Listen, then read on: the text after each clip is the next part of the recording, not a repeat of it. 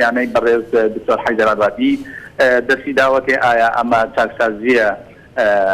بە شێوەیەکی گشتی یاخود مستهدەفە و یەکێک لە کوتلە سیاسەکان یاخود چەند کوتلەیەکی سیاسی دنەوە بەڕاشکاوی ئەمانوێ ئەوە بە دکتۆر حەیدەر عەبادی بڵین کە تەقلیسکردنی وەزارات نابێت لەسەر ئەساسی حسابی هیچ کوتلەیەکی سیاسی بێ بۆیە ئەبێت تەوازنی کوتلە سیاسیەکان و هێزە نیشتیمانیەکان بپارێزرێت لەو مەجالەدا. خاڵی دووهەمی کۆبنەوەکەی ئێمە ئەوە بوو کەوا تەوازنێک هەیە لە عێراقا ئەبێ ئەو تەوازنە بپارێزرێ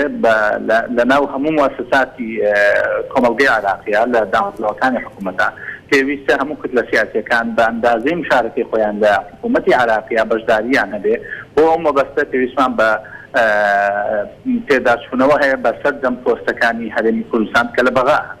خاڵی سێمیان ئەو کەش و ئاڵۆزی کە لە هەرێمی کوردستانە هەیە بە بۆنەی هەموو یاسای سەرۆکایەتی هەرێم